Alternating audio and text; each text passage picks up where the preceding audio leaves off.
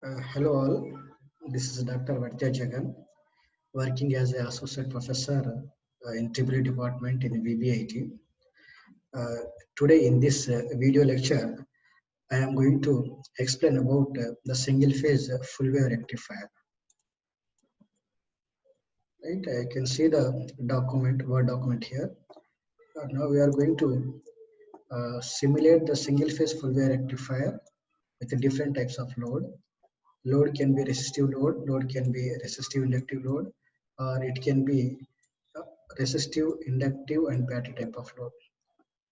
Right, and in order to simulate this one, we are going to use the MATLAB simulating software. MATLAB simulating software, and these are the system requirements in order to simulate this single phase full wave rectifier. And in order to have more idea about the single phase full wave rectifier with different types of loads, I strongly recommend you to go through some standard textbooks like Power Electronics by Ned Mohan, Power Electronics by MD Singh, Power Electronics by MH Rashid, and there are many more books are there. Please go through them. Please refer to some standard textbooks so you will have some idea.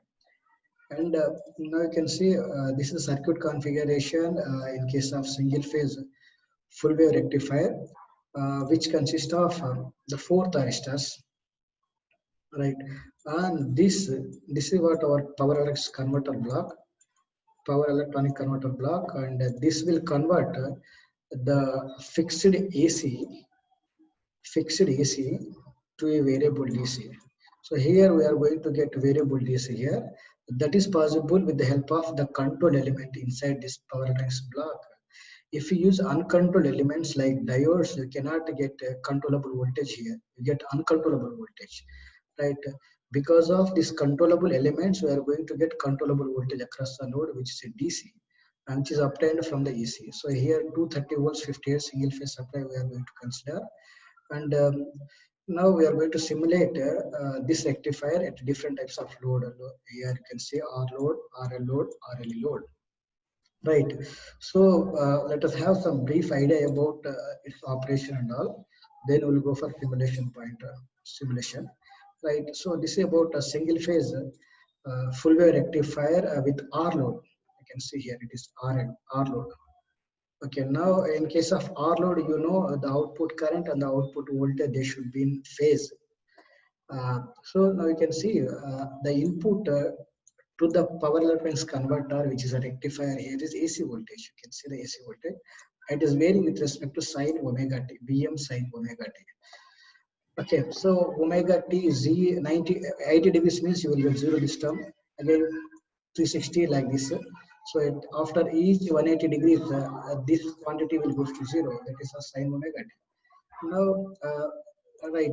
So you can have a doubt here during this positive half cycle, why you are giving the firing pulses to T1 and T3, and during negative half cycle, why we are giving the firing pulse to T2 and T4. So in order to clarify those things, now I will recall this circuit configuration once again. Now, if you see during positive half cycle, this will be positive and this will be negative. In case of AC, you don't have positive or negative polarity like DC voltage source. But for your understanding, I am considering this as during positive half cycle. This is positive, P is positive, and N is negative here. Now this positive is connected to A leg here, and this negative is connected to leg B. Now, if you see the thyristor behavior during this positive and negative half cycle, now T1 anode is connected to positive here, whereas T3 cathode is connected to negative, which means these thyristor they will be in forward bias condition during positive half cycle. Now, during negative half cycle means this polarity will be negative now because supply is getting reversed, right? So it will be positive now. So you can see this positive is connected here. This negative is connected here. So instead of positive negative, now it will be negative positive. Okay, now you can see uh, uh, T4 and T2 behavior. T4 cathode is connected to negative during negative half cycle, whereas T2 anode is connected to positive here, which means T2 and T4 they will be in forward bias condition during this negative half cycle, whereas T1 and T3 they will be in reverse bias condition. Right. So that's why I have given the triggering pulse to T1 and T3 during positive half cycle, and firing pulses to T2 and T4 during negative half cycle. So in both the cases, in all the cases you can see, right. So positive half cycle means 0 to pi. You can see this positive half cycle.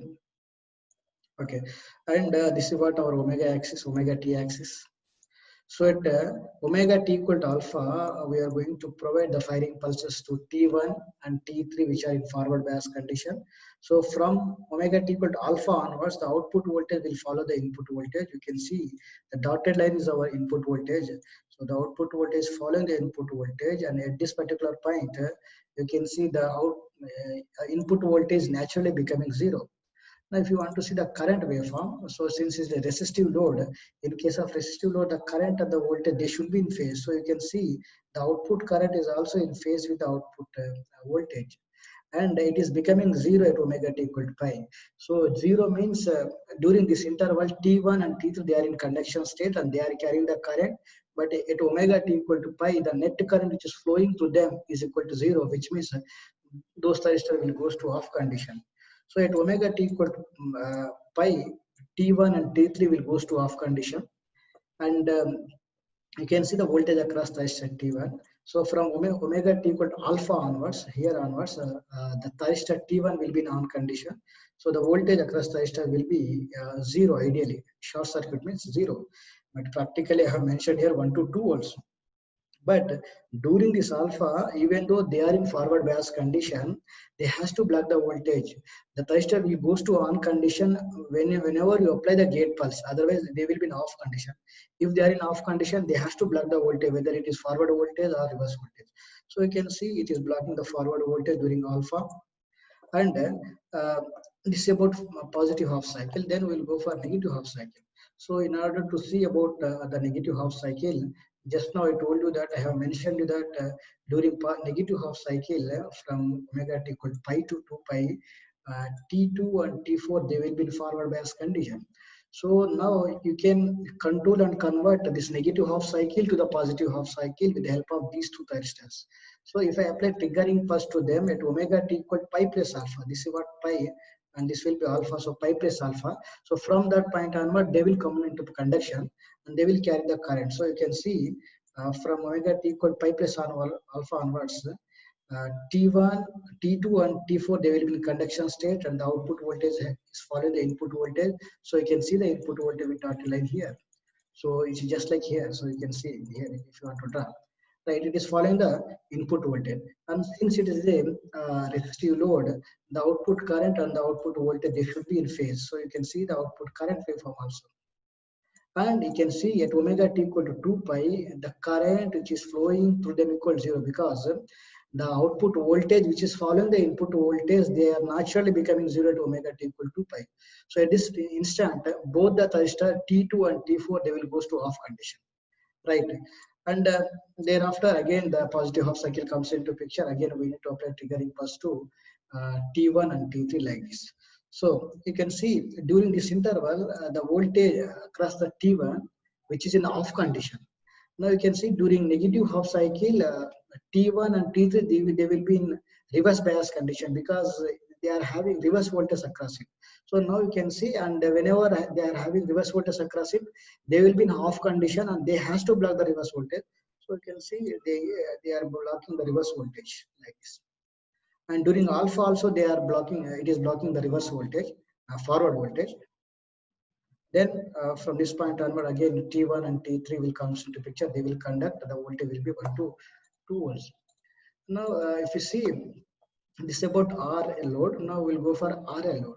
So now this is the first one, input waveform. Just now we have discussed, and these are the firing pulses given to T1, T3 and T2, T4, right?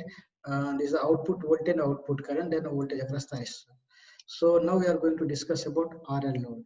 Now if you see RL load, again during positive half cycle from 0 to pi, T1 and T3 they are in forward bias condition, so we can turn them on at any instant of time.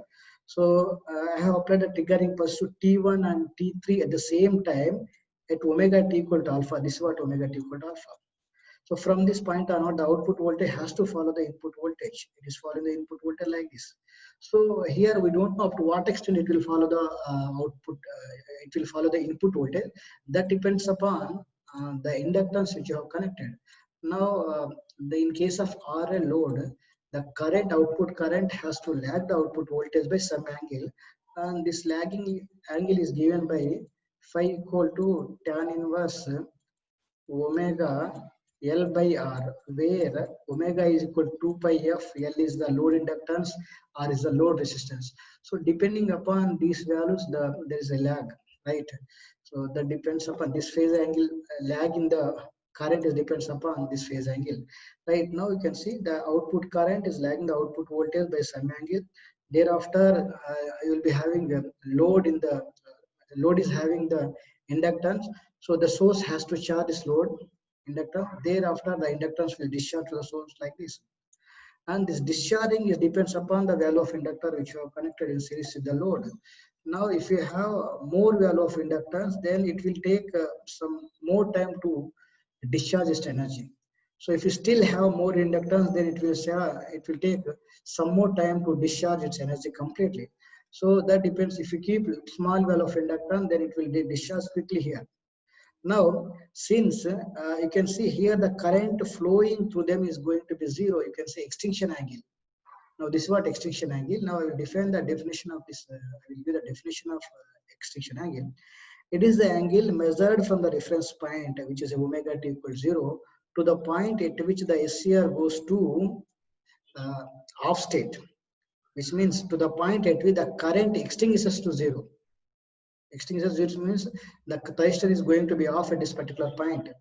And now you can see one more angle here that is called conduction angle. So conduction angle means during which the thyristor will be in conduction state. Now you can see from omega t equal to alpha to here beta, thyristor T1 and T3 they are in conduction state. So the voltage across them is 1 to 2 volts practically and 0 volts ideally. So you can see it is 1 to 2 volts practically. Ideally you will get 0. In simulation also you will get 0, right? And now, so during this interval, there is no current, so you won't get any voltage, right? So you can see here during this short interval, the current and the voltage they become 0. So now I can call becomes 0 output current, then I can call it as a discontinuous conduction mode, because the current is 0 during certain interval. Continuous conduction means the current won't become 0 at any instant of time. We'll be having some continuous current, right? So now in order to get continuous conduction, now you need to make this portion as some voltage, right? So during this interval, there should not be any 0 voltage, right? So in order to achieve that, you need to uh, increase this discharging capability. So this discharging capability depends upon the inductance. And if you increase the large value of inductance, there is an increment in the discharging period, then you won't get 0 current here. So before completely discharging its energy, we are making the T1, T2 and T4 turned on before that point. So you cannot get 0 uh, current, right? So to operate the converter in continuous conduction mode, we need to increase the value of inductance. And now I will move on to the negative half cycle. So you can see this is what our negative half cycle from pi to 2 pi. So during this interval, T2 and T4, they will be in forward bias condition. So if I apply triggering pulse to them, they will come into picture, they will conduct, and they will follow the output voltage will follow the input voltage. And the following of this input voltage depends upon the charging and discharging of the inductor current.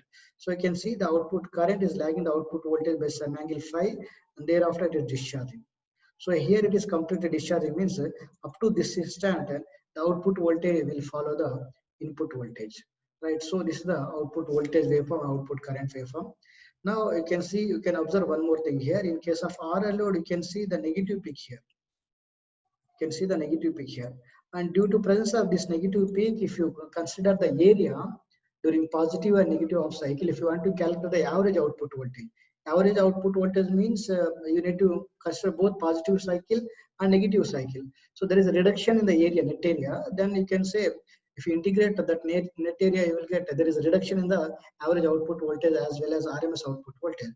So we need to avoid this negative peak, which is the main drawback of this with RL load. Now, in order to avoid this negative peak, we may go for freewheeling diode concept that we are not going to discuss here. We will discuss during the class session, right? I'm going to upload a few more videos. There you can find the effect of load in the freewheeling diode, right? Now this is about RLE load. RLE means battery kind of load. You can see now the separately excited DC motor during running condition, I can consider it as a RLE load because now if you consider separately excited DC motor here, okay, these are the armature terminals A and AA, okay, and this is the motor of armature of motor. It is fed to the DC voltage source, let us say. Okay, then since it is separately excited, so field is connected to some different source. We are not bothering about this one. Suppose I want to control the speed of this motor. That is possible with the help of field control and armature control. So now I am focusing on the armature control, right? So if I vary this voltage, I can control the speed. So during running condition, you will get some back EMF in the armature. And if I want to do the electrical equivalent circuit for this armature, then it is having some armature resistance RA, armature inductance LA, right? And it is also having the battery back EMF. Now this is the electrical equivalent circuit of this motor. Now here we are applying the voltage.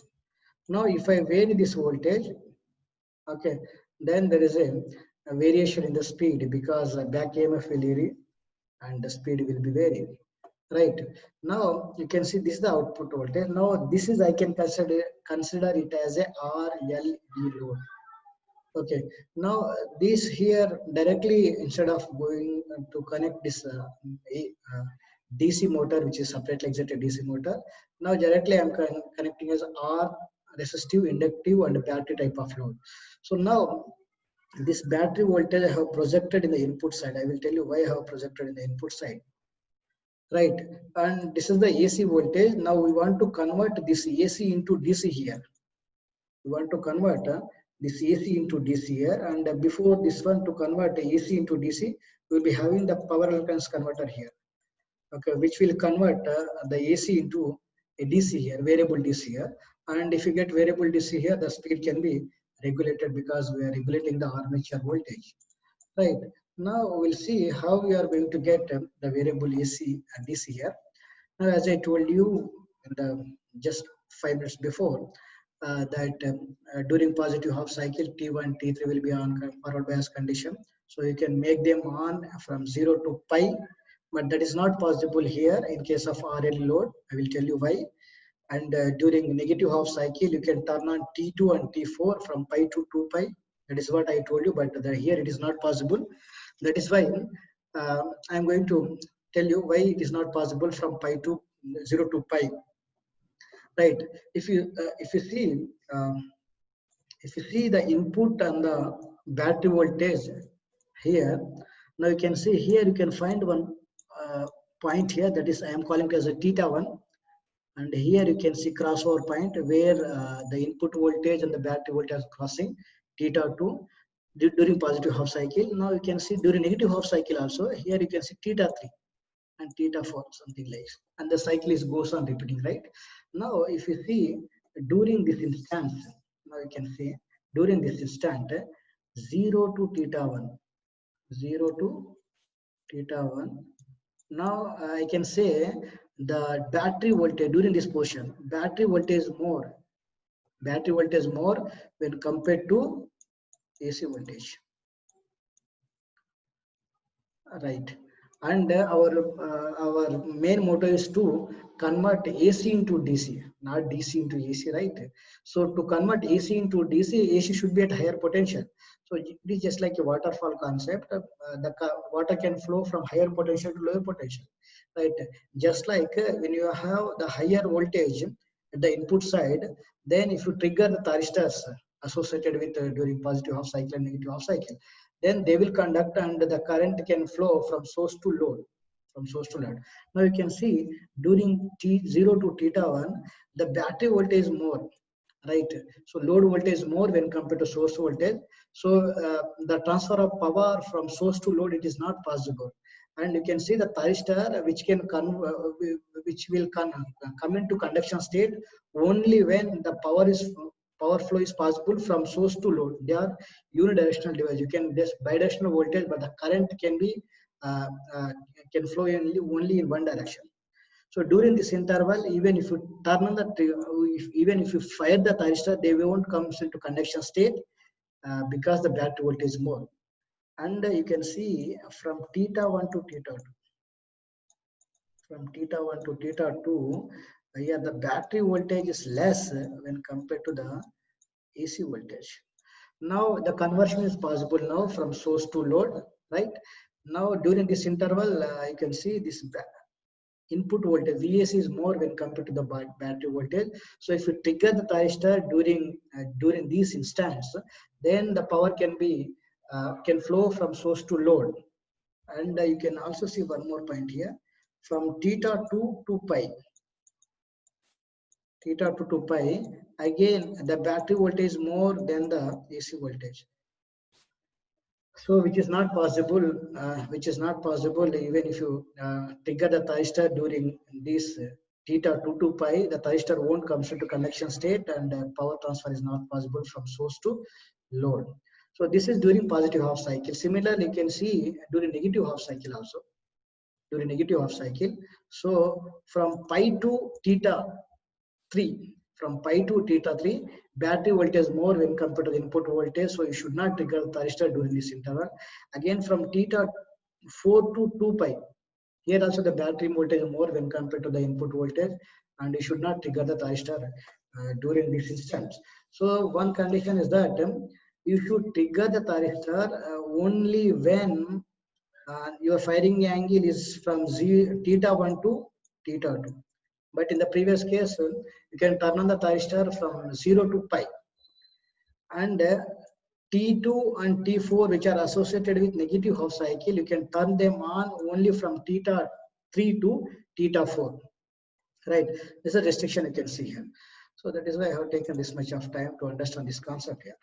Okay, now as I told you, during positive half cycle, T1 and T3, they are in forward bias condition. During negative half cycle, um, they will be in reverse bias condition, right? And during negative half cycle, T4 and T2, they are in forward bias condition, whereas T1 and T3, they are in reverse bias condition. So if I apply triggering pulse to T1 and T3 at this particular point, so from this point on, the output voltage has to follow the input voltage. No doubt, up to what extent it will follow, that depends upon the value of the load inductance.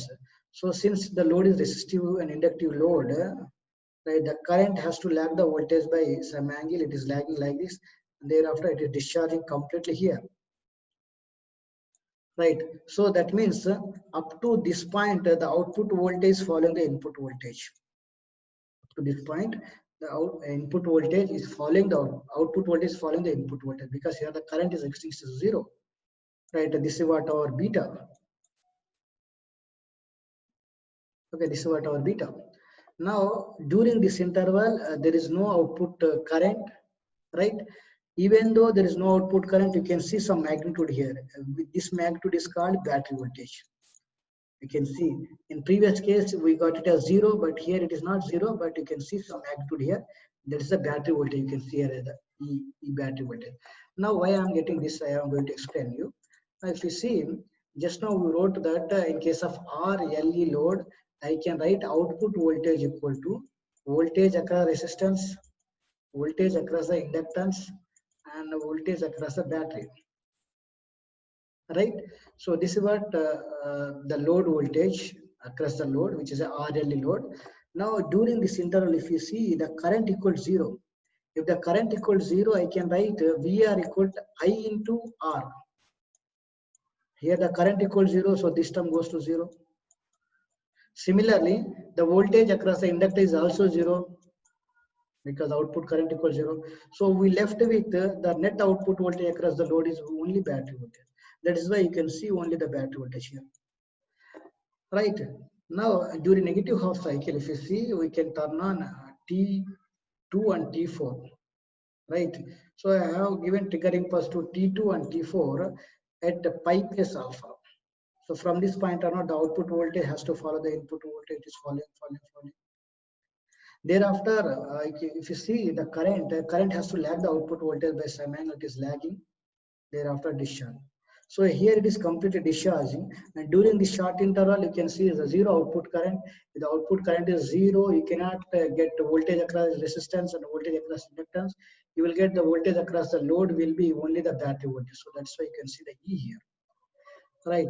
Now these are the voltage across thyristors. Now you can also see the voltage across thyristor, because from here to here, the thyristor T1, it is in conduction state, so voltage across thyristor will be 1 to 2 volts practically.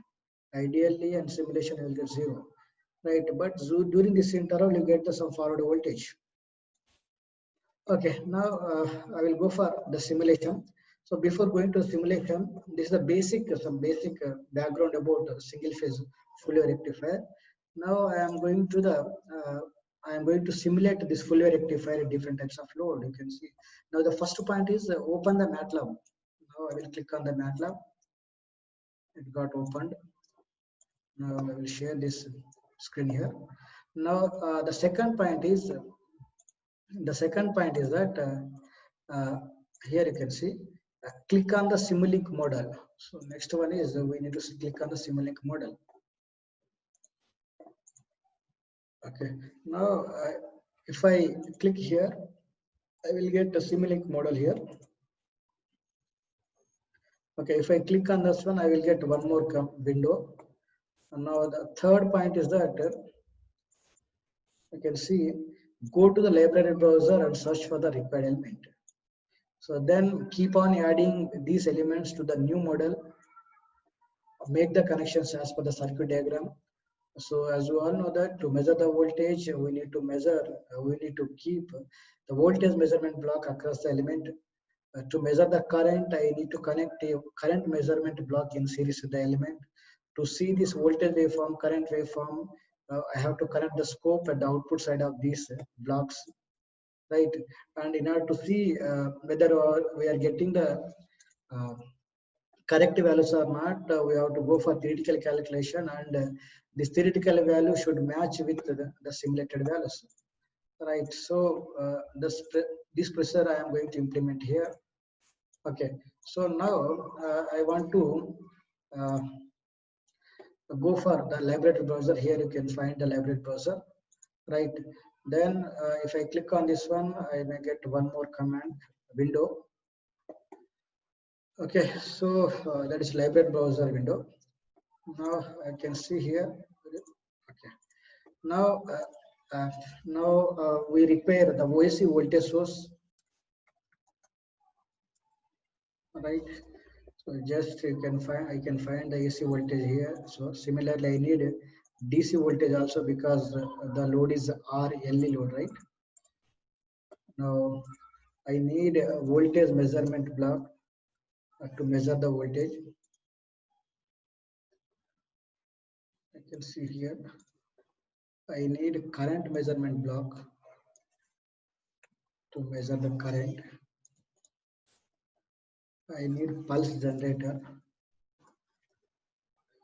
I need pulse generator to give the firing pulses to these thyristors. I need thyristor. Right. I need a power guy also in order to run this complete model, right? So, right, I need series RLC branch, which is our load. I can see here series RLC branch. So these are the few components I am going to. You can find this component here in the untitled page. All these things you can see here. Okay, first is RLC branch, power BUI, thyristor, pulses, pulsar current measurement, voltage measurement, battery, AC load. And I also need scope because I want to see the voltage and current responses. Scope.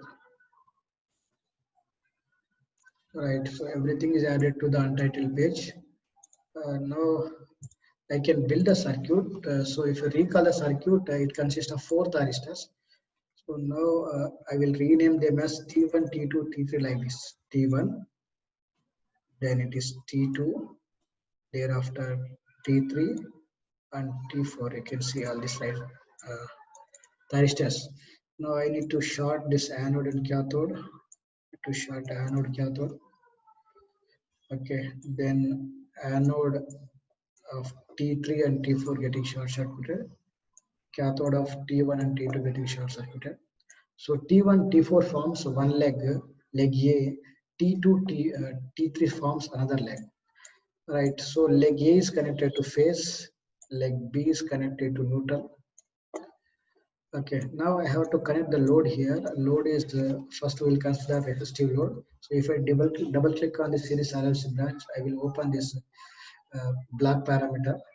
Right, if you click on this branch type, you can select different types of load: R load, RL load, RC load, L load, C load like this. Let us consider R is equal to 2 ohm here. I will tell you I have considered 2 ohm here. Okay, so now load is connected across this one, right? So now to connect, to measure the current flowing through the load, I need to connect a current measurement block in series with the load. Then to see the other terminal is connected here. To see the voltage across the load, I need to connect a voltage measurement block like this. It should be connected across the load.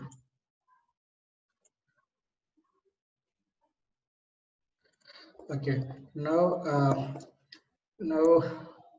let us go to the document so that so you can see everything we have implemented here. Okay, let us go for the expected waveforms. The same thing we are going to see. So these waveforms we can see in the scope. So scope consists of, you can see 5 inputs here. One is the AC input, AC voltage, then pulses given to T1, T3, pulses given to T2, T4, output voltage, output current, and the voltage across the resistors. So the scope input is there are, right, you can see, sorry.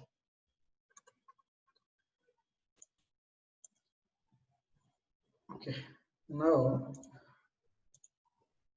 okay, so if I double click on the scope, if I double click on the scope, we need to select number of axes as 5. I just uncheck this data limit and increase the line width so that you can see in a better way. Okay, so this is what about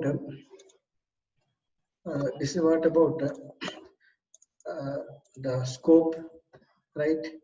Now the first input is the AC voltage, right? So in order to see the AC voltage in the scope, let us connect a voltage measurement block across the input source. It is connected to the first input terminal of this scope.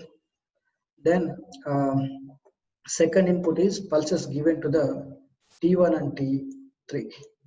So this is T1 and this is what T3 it is given to here. Then second is pulses given to T2 and T4.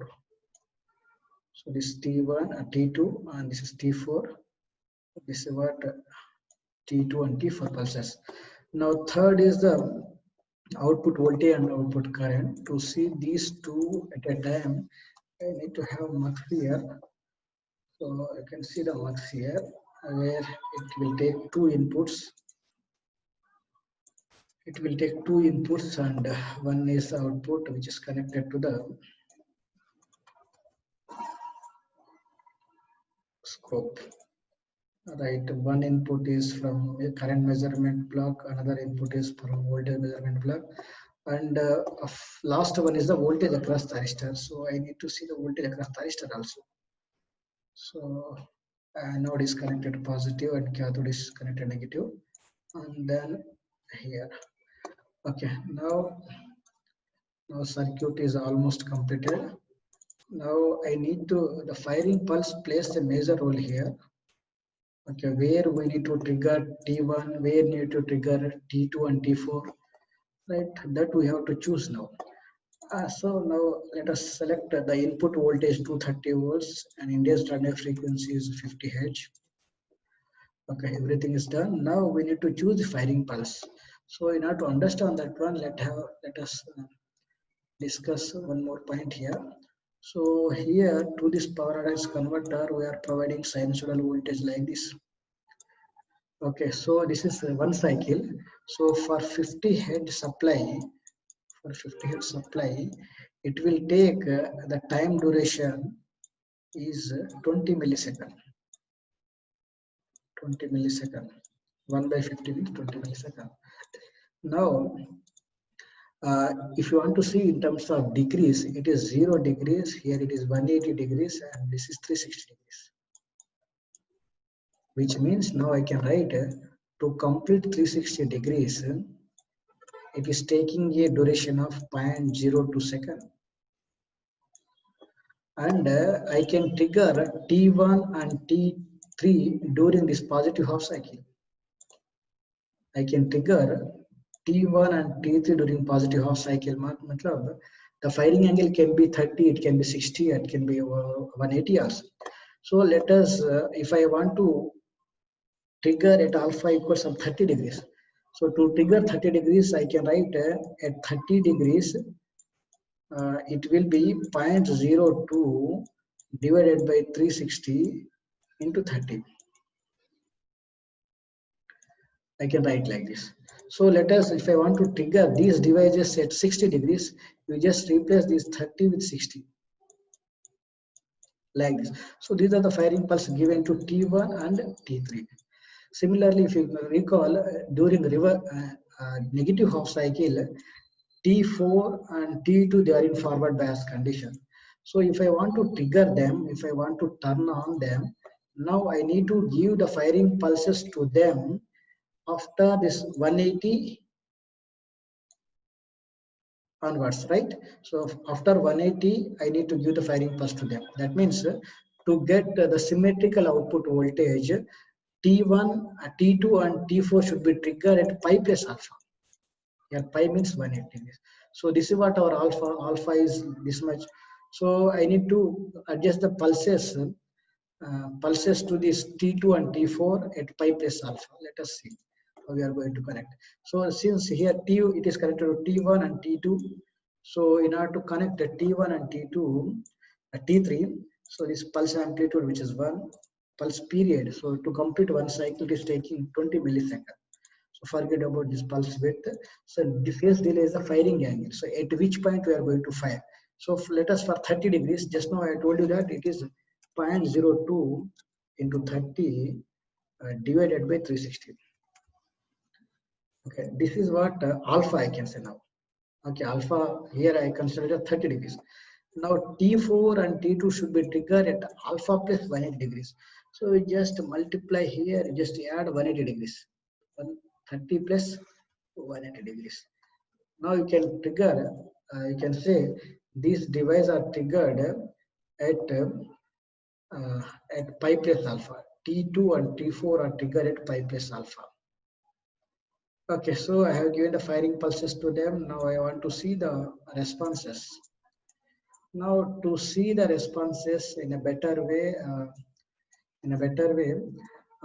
I need to see the output waveforms for 3 cycles. 3 cycles means to complete one cycle is taking 20 milliseconds. To complete 3 cycles, it will take 3 into 20 means 60 milliseconds. So I can write here 0.06, which is 60 milliseconds. So if I click on this run button, the simulation will run, and you can see the output voltages, output currents. Sorry, I have not connected the voltage across thyristor to the scope. Let me reconnect. Okay, so here I can see. Sorry, now I can run this MATLAB model. Now if I click on this MATLAB out scope, I can able to see the waveforms, which is same as the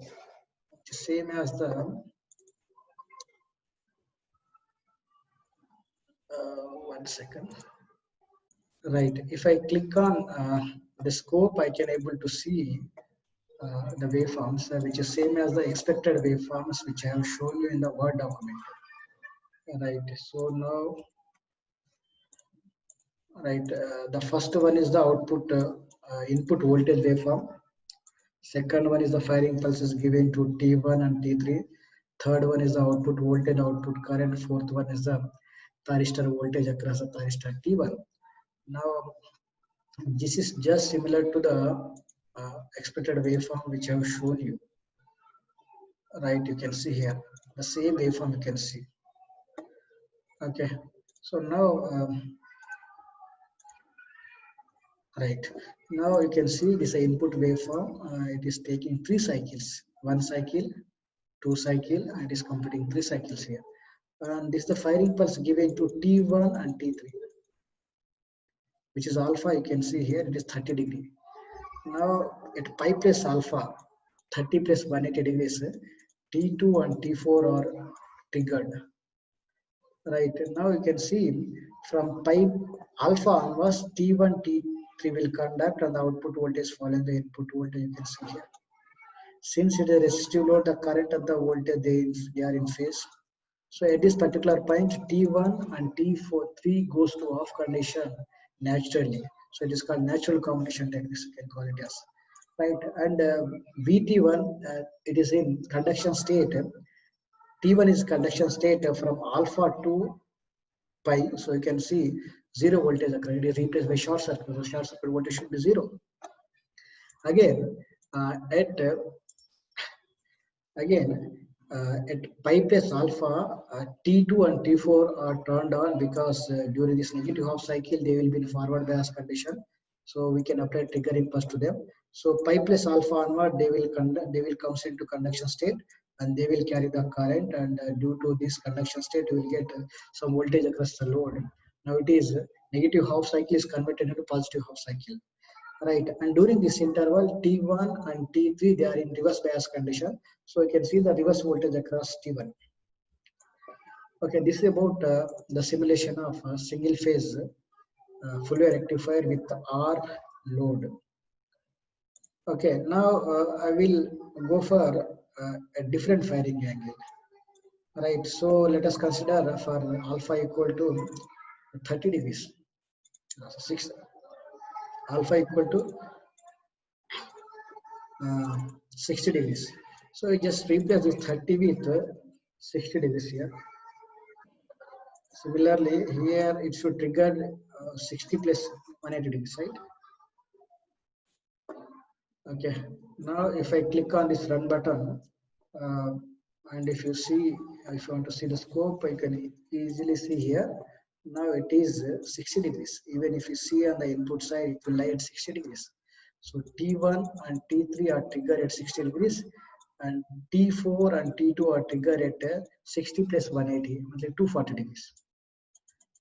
Okay, and because T1 and T2 they are in T1 and T3 they are in conduction state. So from 60 degrees onward, the output voltage following the input voltage. And since this is the resistive load, the output current and the output voltage they are in phase. Here T1 and T2, T3 will goes to off condition. So you can say during this interval we are getting zero voltage across T1 because it is short circuited. So short circuit voltage should be zero. Right. So again, if you want to control and convert the negative half cycle to the positive half cycle, we need to trigger T2 and T4, and they are triggered at pi plus alpha 180 plus 60 means 240 degrees. So from this point on, the output voltage following the input voltage, and you can see the current, the output current, it is in phase of the output voltage because it is resistive load. And you can see here T2 and T4 will goes to off naturally. So natural combination technique is adopted here. And now you can see during this interval, this T1, during this interval, T1 and T3, they are in reverse bias condition, so they has to block the reverse voltage. So T3 is blocking, T1 is blocking this much of reverse voltage. Right, like that you can get any type of voltage based upon the firing instant. Let us go for 90 degrees. Okay, if I want to trigger the thyristors at 90 degrees, just replace this 60 with 90. Okay, just click on the run button and you can able to see the scope. Now, previously, if you observe the waveforms, previously, right. So now you can see this is what 90 degrees. T1 and T3 are triggered at 90 degrees. So even if you want to see in the input side, it will light at maximum positive Vmax, right? So from this point on, the output voltage follow the input voltage. The current and the voltage, they are in phase since it is resistive load. So during this interval, the voltage across T1 will be 0. Ideally, practically will get 1 to 2 volts. And similarly, if you want to control and convert the negative half cycle to the positive side, right, T2 and T4 should be triggered, and they are triggered at 180 plus 90 degrees. You can see even if you project on the input side, it will be at 270 degrees, right? So from this point on, the output voltage follow the input voltage, and the output current, it is in phase of the output voltage, right? Since during this interval, during this complete negative half cycle, T3 and T1, they are in reverse bias condition, so T1 has to block the reverse voltage. So that is what about this is what about single phase full wave rectifier with the R load. Now we'll go to the RL load, right? We just replace this load with RL load, branch type as now RL. Now I have selected the value of inductance is 2 millihenry and value of resistance is 2 ohms, right? So suppose I want to see the waveform at alpha equal 30 degrees. Let us see at 30 degrees first, then we'll go for 60 and 90. Okay, so now if I click on this scope here, if I click on this run button, and the simulation MATLAB is, you can run the MATLAB, and you can see the output waveforms by clicking on the scope. Okay, now you can see this is what our alpha. So T1 and T3, they are triggered at alpha, which is 30 degrees. Similarly, T2 and T4 are triggered at pi plus alpha, 180 plus 30. Right, you can see the difference in voltage and current waveform here.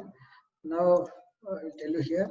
So from this point on, the output voltage follows the input voltage, no doubt it is following.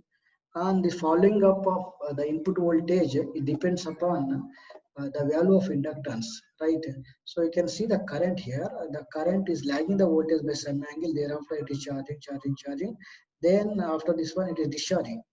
So it is taking this much time to discharge energy because we have connected only 2 ohms at 2 millihenry as an inductor. So it is taking only short interval to discharge its complete energy.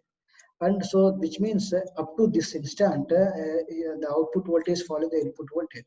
So as you know, after pi, you will get reverse voltage across the load. So that's why you are getting reverse voltage in the load. Right, and you can see one more thing from here to here, the thyristor T1 and T2, they will be in conduction state. So you can see the voltage across T1 will be 0 ideally, and practically you should get 1 to 2 volts. Right, this is about positive half cycle. Again, if you recall negative half cycle, T1, T2 and T4 are triggered at pi plus alpha. Alpha is 30 degrees here. So from this point onward, the output voltage following the input voltage like this.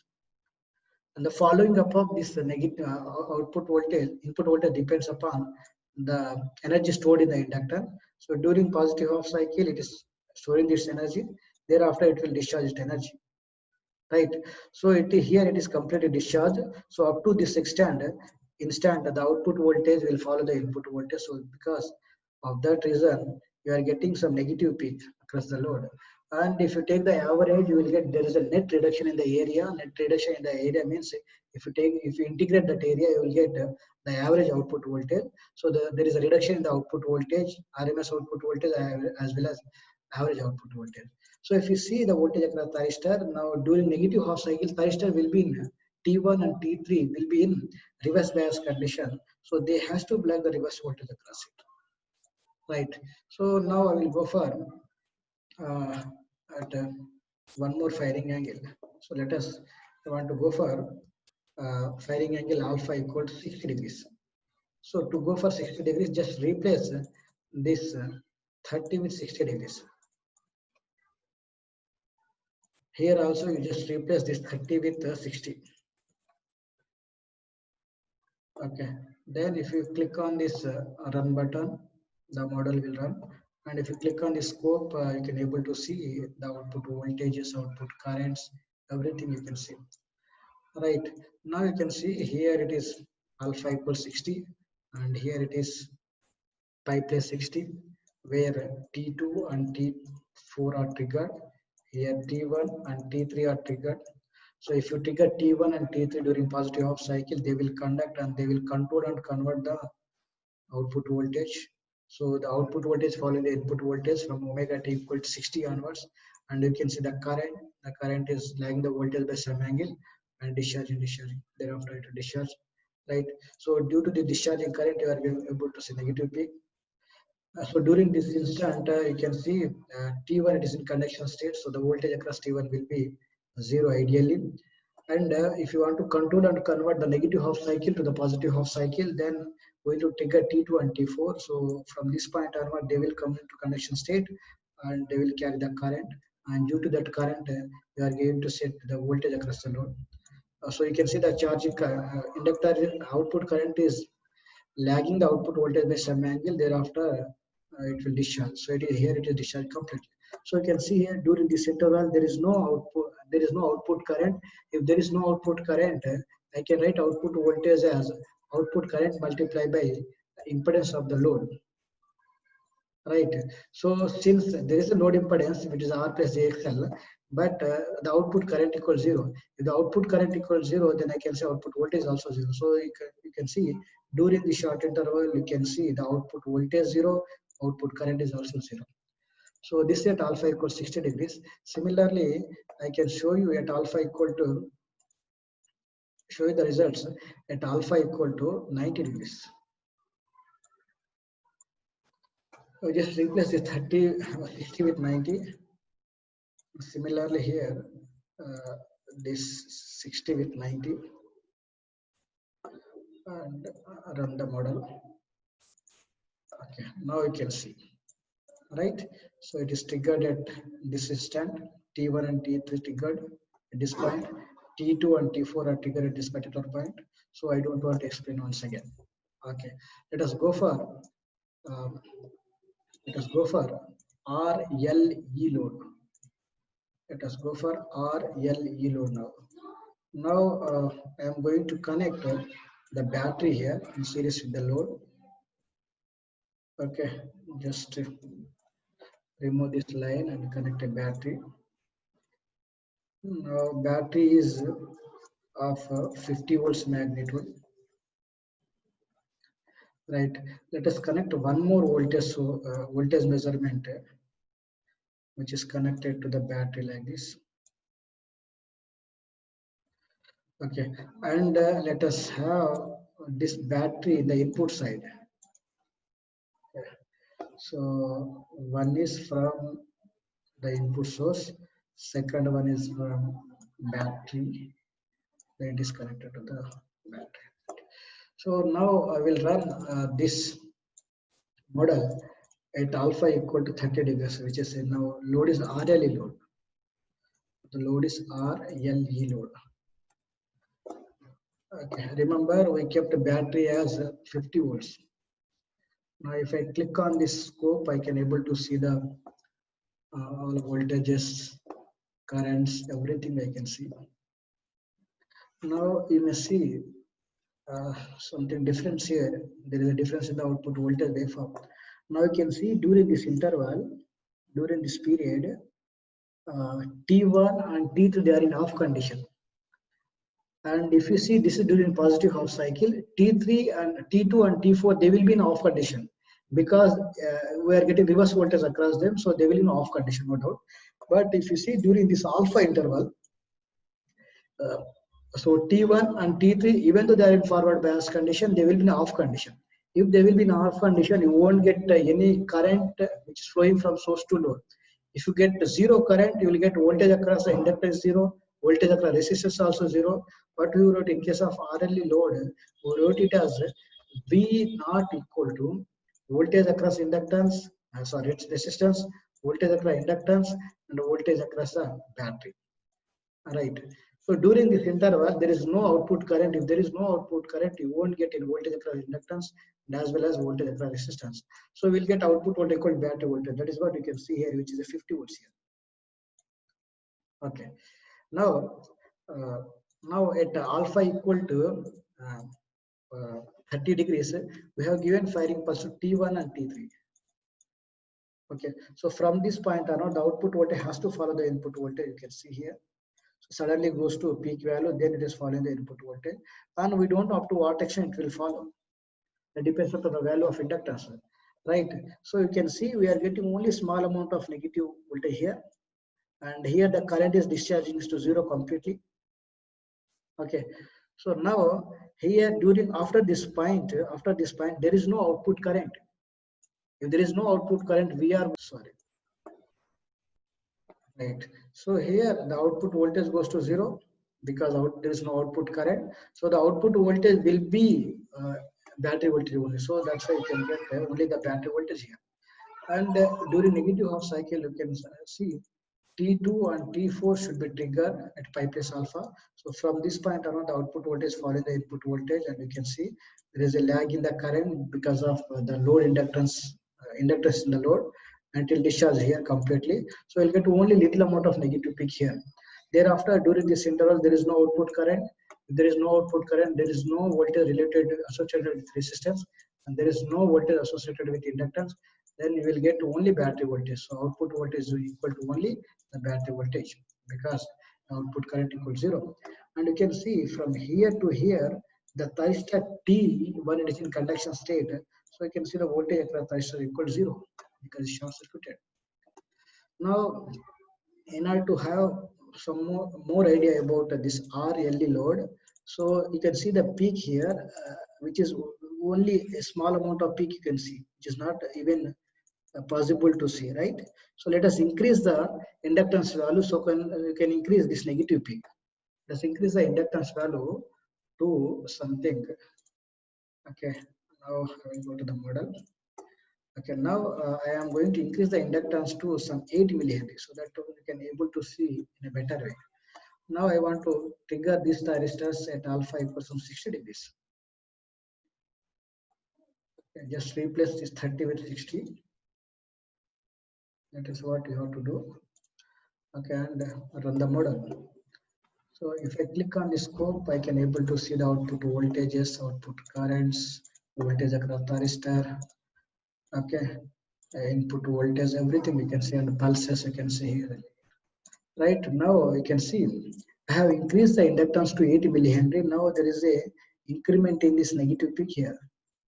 Okay, and T1, T3 are triggered at alpha equals 60 now. T2, T4 are triggered at pi plus 60. Right. So if you trigger T1 and T3 at this particular point, so from this point on, the output voltage follows the input voltage like this. And this following up of the input voltage depends upon the current. Charging, thereafter it is discharging completely here. And during, you can see here, during this instant, you will get only zero current. If the current is zero, I told you that V naught, I can write it as voltage across resistance plus voltage across the inductance plus the battery voltage. That is what our net output voltage. Right. Now, during this interval, you can see zero output current. So VR will be zero, VL will be zero. So output voltage will be only battery voltage. That is why this pink color is the output voltage. You can see only battery voltage, which is about 50 volts. You can see it is lying between 0 and 100. right? Again, T3, T2 and T4 are triggered at pi plus alpha, pi plus 60 degrees. So from this point onward, the output voltage follows the input voltage, and you can see the current charging, charging, charging. Thereafter, the discharge. Here it is complete discharge, which means at this particular point, T2 and T4 will goes to off condition, off state naturally without having any uh, extra circuitry. So it is called natural commutation techniques we are using here, right? So there during this interval, the output current equals zero. If there is no output current, you won't get VR and VL. We will get only battery voltage. So the output voltage will, only the battery voltage.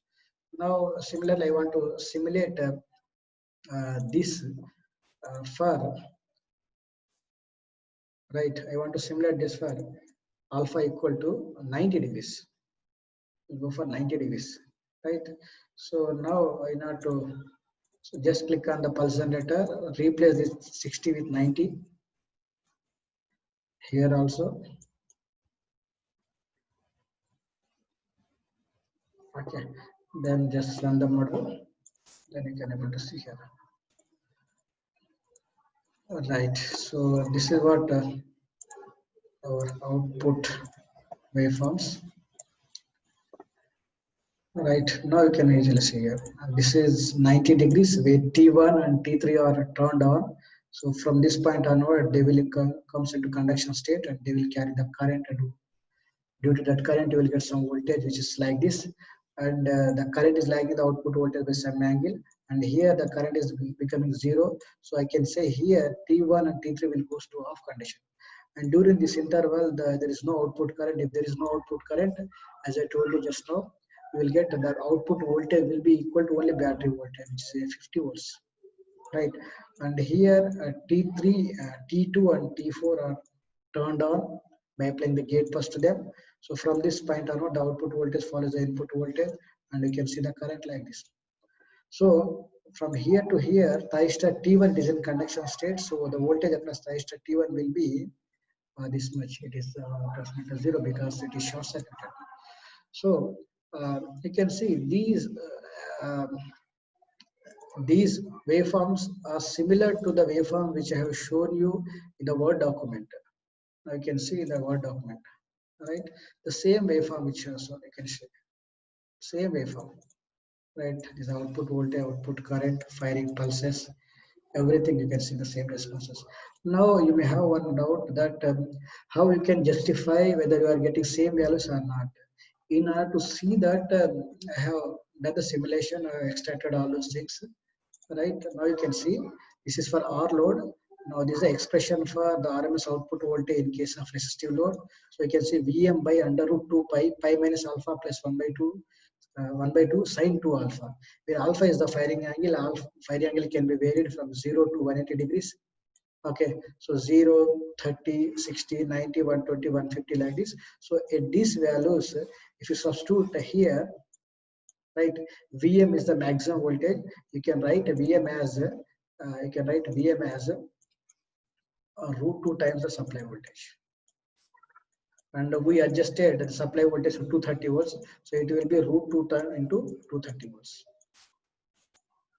Okay, so now by substituting all these values in this expression, here pi is 3.14, but this pi is different, it is 180 degrees. So you need to convert this pi minus alpha into radians.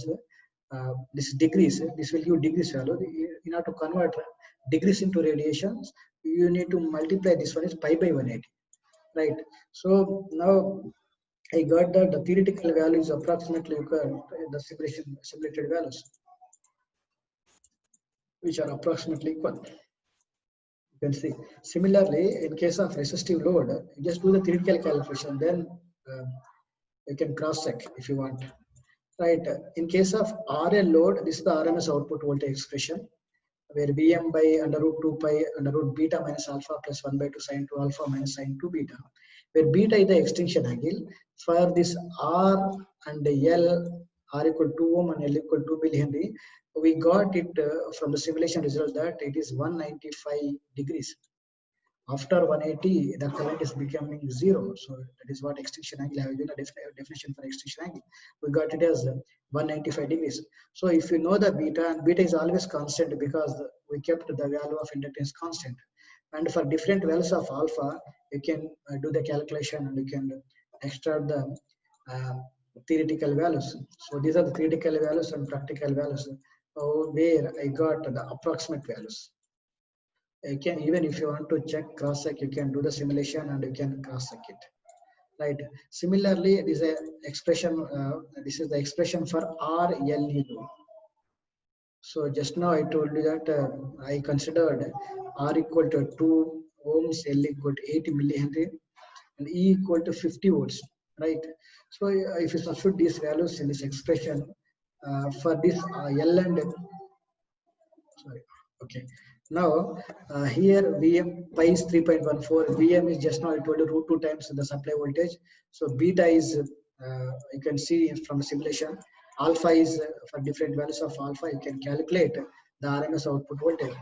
Vm, you know, right? Here E means the 50 volts, right? Everything you can substitute here and you can do the theoretical as well as simulated values.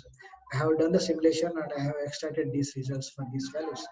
Similarly, by substituting different values of alpha in this expression, you will get the theoretical values is approximately equal to symmetrical values, right? So this is about the RLE load. So you can cross check these theoretical values and simulated values. Otherwise, you cannot judge that whether you are getting correct values or not, right? And you can do the sample calculation here at one firing angle. Okay, so uh, this is what about single phase uh, full wave rectifier with R load, RL load, and RLE load, right? So thank you.